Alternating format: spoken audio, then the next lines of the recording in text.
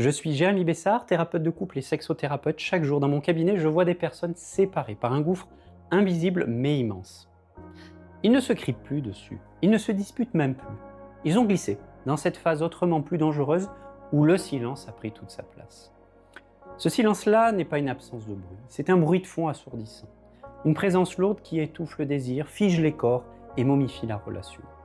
Vous connaissez sans doute cette sensation de marcher sur des œufs, de retenir votre souffle dans votre propre maison, d'avoir la gorge nouée à l'idée même de poser une simple question. Mais dites-moi, vous, combien de fois avez-vous avalé vos mots par peur de la réaction de l'autre? Combien de fois avez-vous préféré vous taire, pensant ainsi préserver la paix alors que vous ne faisiez qu'enterrer vivant de votre relation? Pour comprendre ce mécanisme, regardons d'un peu plus près l'histoire de Sarah et Marc. Lorsqu'ils ont franchi la porte de mon cabinet, ils ne se regardaient plus. Marc fixait ses chaussures, l'air absent, tandis que Sarah regardait par la fenêtre, les bras croisés, le corps tendu comme un arc. À ma question sur ce qui les amenait, c'est Sarah qui a rompu le silence d'une voix monocorde presque éteinte. On ne se parle plus, enfin si, on parle de l'organisation, des courses, des enfants, du planning de la semaine, mais on ne se dit plus rien, c'est le désert. Marc a simplement haussé les épaules, murmurant que de toute façon, dès qu'il ouvrait la bouche, cela finissait en reproche, alors il avait appris à se taire pour éviter les drames.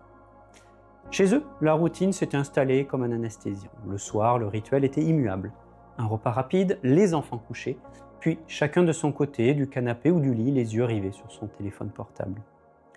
Le kinesthésique s'était totalement évaporé de leur quotidien. Plus aucun contact physique spontané, plus de mains frôlées, plus de baisers sur la tempe. Les mots s'étaient vidés de leur substance émotionnelle. Ils vivaient une colocation polie, une parodie de couple où le moindre désaccord était étouffé sous un tapis de non-dits par peur de déclencher un ouragan. Ils pensaient sincèrement que ce calme était une victoire sur le conflit, alors qu'il s'agissait d'une lente agonie relationnelle. Pour comprendre pourquoi Sarah et Marc en sont arrivés là, il faut accepter de plonger dans l'obscurité de leur relation personnelle, là où s'est construite leur relation au monde et à l'autre. Le silence de Marc n'est pas né hier. En creusant son enfance, nous avons mis en lumière un schéma de fonctionnement très lourd. Chez lui, le conflit était synonyme de fureur et de rupture immédiate. Il a grandi avec un père volcanique et une mère qui subissait les éclats de voix en se recroquevillant. Pour le petit garçon qu'il était, se taire était devenu une stratégie de survie, une tentative d'adaptation pour maintenir le lien et éviter le danger. Aujourd'hui, face aux frustrations légitimes de Sarah, le système nerveux de Marc réactive instantanément cette peur archaïque d'abandon ou de destruction. Son silence est un bouclier, une régression inconsciente pour se protéger d'une intensité émotionnelle qu'il imagine dévastatrice. Sarah, de son côté, porte une blessure de carence affective et d'imperfection. Dans sa famille d'origine, les émotions devaient être contenues, lissées, et le mérite s'obtenait par de la performance et du contrôle. En se taisant face au retrait de Marc, elle rejoue une scène familière, celle où elle doit mériter l'attention en ne faisant pas de vagues tout en accumulant une rancœur immense.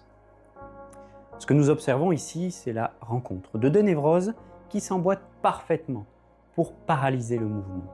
Ils recréent ensemble un espace de non-communication qui valide leurs pires croyances limitantes. Pour Marc, que s'exprimer est dangereux, et pour Sarah, que ses besoins ne comptent pas.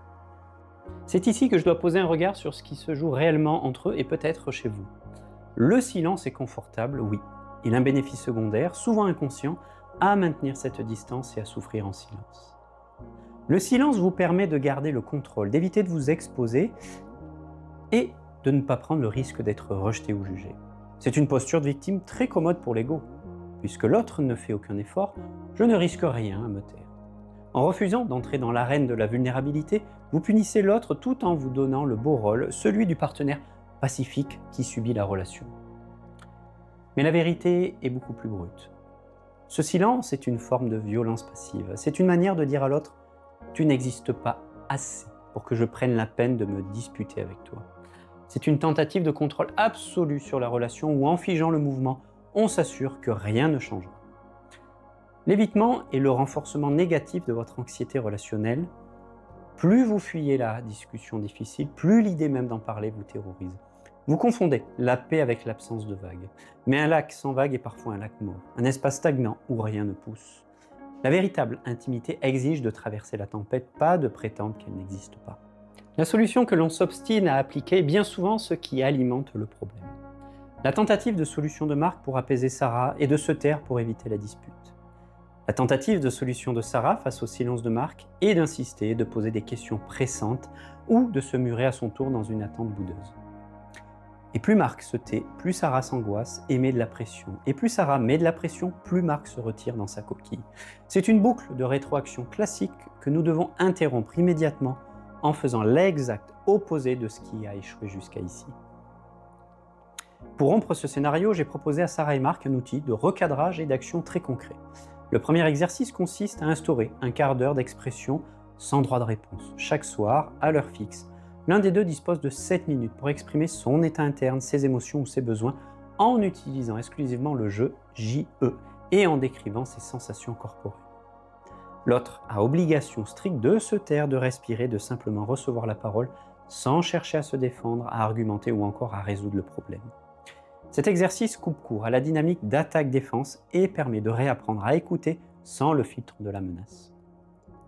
Le second outil est la technique de la synchronisation et de la reformulation sensorielle. Lorsque Marc dit « c'est lourd à porter », Sarah doit utiliser le même canal sensoriel pour valider son expérience avant d'apporter sa propre nuance en lui disant par exemple « j'entends que ce poids est lourd pour toi et j'aimerais que nous partagions cette charge ». Nous ne cherchons pas à être d'accord sur tout, mais à rétablir la connexion. Mon objectif n'est pas de vous rendre dépendant de la thérapie. Les actions d'aujourd'hui doivent devenir les habitudes saines de demain.